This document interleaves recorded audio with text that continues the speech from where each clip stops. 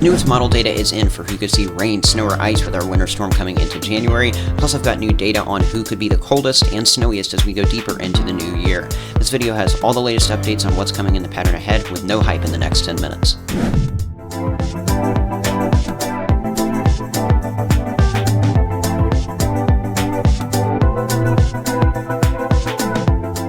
Thank you so much for taking time to tune into this video as we are now hours away from moving 2024 and turning the calendar to 2025. I hope everybody has had a great year, and I hope an even better year, even if it wasn't a good one in 2024, is coming for you as we go into 2025. I want to thank everybody so much for all the support, especially as we've rounded out 2024, literally with one of my biggest videos ever posted just yesterday. Thanks for all the recent support on that, but let's go ahead and get into the future radar overview for the pattern ahead using our European model, tracking what's going on with snow and areas of rain and ice as well as we make our way into January.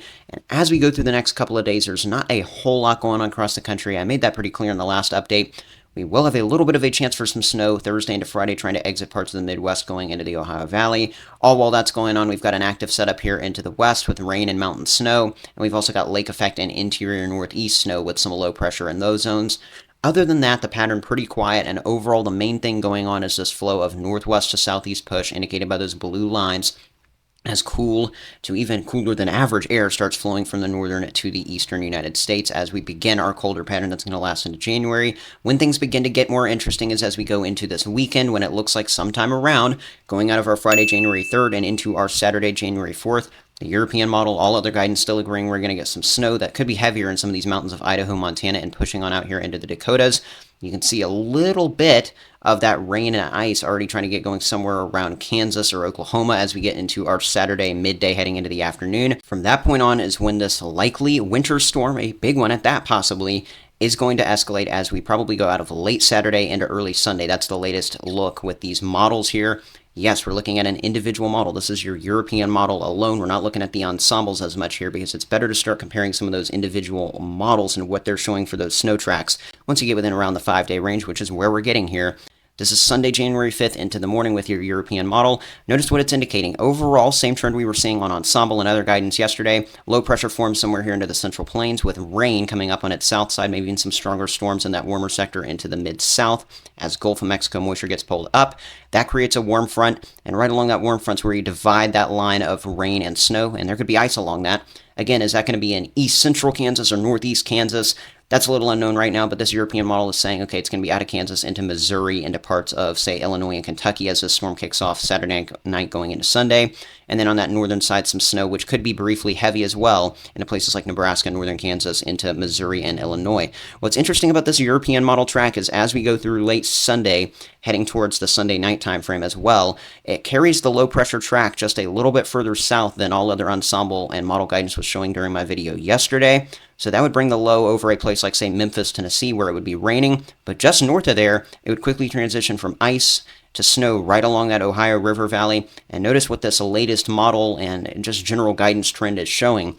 It's overall taken the best chance for snow out of places like Iowa, northern Illinois, northern Indiana, northern Ohio at this time, and all points north of that. Already the snow chance was kind of iffy as we go towards around the late Sunday, early Monday timeframe. But it has definitely shifted south. It's going to be something we have to track, but these individual models are really starting to pick up on the trend that it could go right along or somewhere near that Ohio River Valley. Then as we go out of Sunday night, pushing into the day Monday, according to the European model anyway, the storm weakens down a little bit with rain pushing into parts of the southeast U.S., and then maybe a little bit of tailing snow for some zones, even in areas that initially had rain coming down here into even maybe Tennessee, Kentucky, but especially on up there into the mid-Atlantic where we could get those better snow totals out of this. This is not an exact forecast, but now we're starting to transition from that general trend guidance to looking at these specific model runs. And with that being said, now I want to compare the European model guidance and the GFS model guidance now with their forecasted snow totals as we go through the next several days. First of all, this is what most model and ensemble guidance has high confidence on. This is just your forecast for snow through the morning of Friday, January 3rd. Notice a little bit of snow with that brief stripe we could get Thursday into Friday coming through parts of the Midwest, but that will be very brief and light. Most spots only 1 to 3 inches coming out of, say, Iowa into Illinois and Indiana.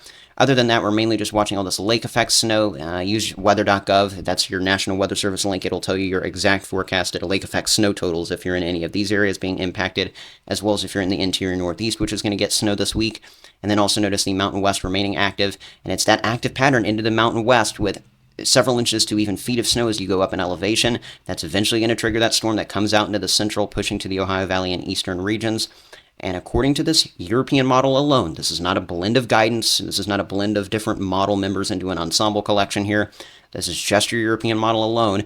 Its stripe of snow as of now goes and starts around Kansas, pushes through parts of northern Missouri, central Illinois, central Indiana, and through south central parts of Ohio, and then right on over here towards places like Maryland, Delaware, and northern Virginia. And then the kind of southern cutoff is there in Kentucky and through parts of south central Missouri and over into southeast Kansas. Again, it looks like the potential with this storm is going to be for a very thin band of snow before you transition as you go south to rain and ice. So again, I'm not saying it's going to be in these exact areas this European model is pinpointing it, but I just want to give you the idea that we could see a big swath where we get several inches of snow, maybe even pushing towards a foot or more in some locations, and it could be somewhere very close to that Ohio River Valley based on the latest trends. Looking at that GFS model, here's what it's showing by the time we go through our Tuesday, January 7th in the early morning. It's definitely not too far off from the European model, especially with that initial snow that we could see somewhere here right into the central United States around Kansas into Missouri. Again, the exact spots in Kansas or Missouri where we get that possible foot of snow, that's a little unknown right now, but it looks like someone in these states is going to get a big helping of some of this accumulation. And then instead of taking it over the Ohio Valley, this latest run, as of when I'm filming this video, this is the midday run from today on our New Year's Eve. For some reason, it shows the snow going as far south as Kentucky, Tennessee, into western North Carolina, based on most models. And I've also analyzed the ensembles, even though I'm not showing them in this video. Most model and ensemble guidance has the ice line being further down, like right here where the snow line is with the GFS. So I don't fully buy into that. But nonetheless, I think somewhere here as you go coming through the Ohio River Valley, maybe the southern part of it even, and into parts of the central Appalachians and mid-Atlantic, someone in here is also going to get a good dousing of snow. That's something that we'll have to pinpoint more specifically as we get closer, though. With that being said, before I specifically break down who gets the coldest, and I'm going to show you the exact temperatures that you could be feeling possibly as we go deeper into January, I do want to briefly give you that recap using this custom graphic here that I've made showing you that snowstorm potential from January 3rd through 7th.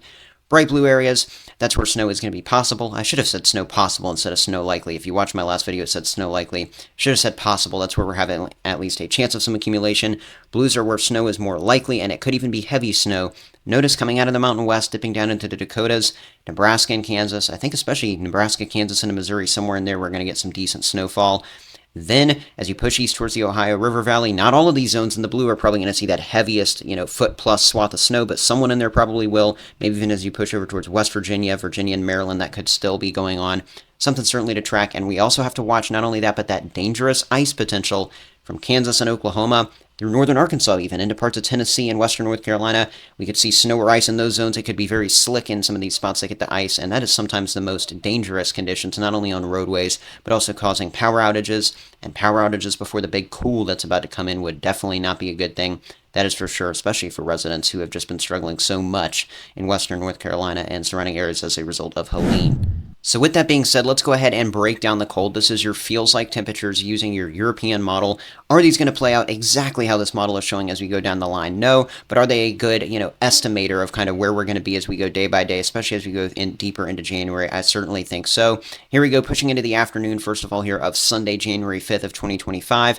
I want you to note that that winter storm that's going to sit somewhere right around here into the central United States, it is going to be pulling up very warm air that could support some severe weather down there with 60s and 70s into the far mid-south regions. But right on up here where you transition to cold, you'll feel that. Kansas, Missouri, 15 to 20 for a feels like temperature at least. It's going to be that cold into our Sunday afternoon, and it is even colder up here as you go towards parts of the north central plains into the upper Midwest, below zero for feels like temperatures during the peak heating of the day. As we go into the early part of next week, behind that winter storm, that's when things really start getting worse. For example, by the time we go towards the morning of around Tuesday, January 7th, we're looking at below zero feels likes anywhere north of this line that I'm drawing here. And it really is far down as to the south as the Gulf Coast and northern Florida. Those reddish shades, if you're in any of those, feeling like around 30 or below, and that's going to go all the way down there to the Gulf and the southeast coast of the United States. And no one's really going to get left out, and it's especially going to be more anomalous and historic the further southeast you go. Wednesday, January 8th into Thursday, January 9th, these could be some of the worst days for this cool as it just continues plummeting down here, especially east of the Rockies with those lowest feels like temperatures, down through the Midwest and the Ohio Valley. Into the southern Appalachians, could we be near zero for a feels like temperature around January 9th in the morning? That is certainly a potential that exists. So again, people, pipes, and pets, and anything else around your home, those are the things you want to be protecting when it gets this cold. Do you, want to continue clicking on all of that hype that you're seeing on possible other pages, just doomcasting this cold, doomcasting crazy blizzard conditions and things with this? No, I can tell you, I think the cold's going to be significant. It's just no need to panic, and panic is never the answer in a situation like this. One thing I do want to end this video with is a look at your European ensemble so you can see percent chances for at least an inch of snow within a 24-hour span down the line, especially so we can see if maybe there's some southern snow signals showing up beyond this snowstorm. Of course, this is the snowstorm where confidence is rising for snow into the Midwest and Ohio Valley, into the late part of the upcoming weekend, into the early part of the following week.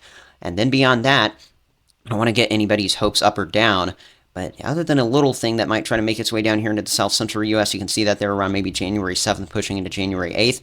That could bring something to Texas, Oklahoma, or Kansas as it exits the Rockies. But beyond that, the general sign, I'm not saying there won't be some snows here or there, the general sign on these ensembles is just cool, dry air with low chances for snow, with that deepest cold around January 8th, 9th, 10th, etc. So don't get your hopes up all the way down to the Gulf Coast in Florida if you're hearing flurry rumors that far south. Trust me, I'll let you know if a legit blizzard signal shows up there or for somewhere along the East Coast or anywhere else, of course. But for now, here's the recap of this video. Of course, a shift in the track with snow totals for the next storm. I broke that down for you. It's looking closer to the Ohio Valley for some of the heaviest snow with that snowstorm around January 3rd through 6th. Big impacts, snow to ice for many during that time frame and even into our January 7th. Then after that, the coldest air that we've seen so far this winter, and many have seen in a very long time, is going to come down. But with that being said, I just want to end that there and say Happy New Year to everybody as we push into 2025. Thank you so much for all of your support as we round out 2024. Of course, it's been a great year of growth, several thousand new subscribers, and I've gained almost 1,000 new ones just from the last 2 videos. If you're new and watching this one, I'd love it if you do the same and hit that button down below. But thanks to everybody for watching. I hope you have a safe New Year's Eve heading into our New Year's here. Check out the links in the description. That's all I got to say. See you next time. One nation where the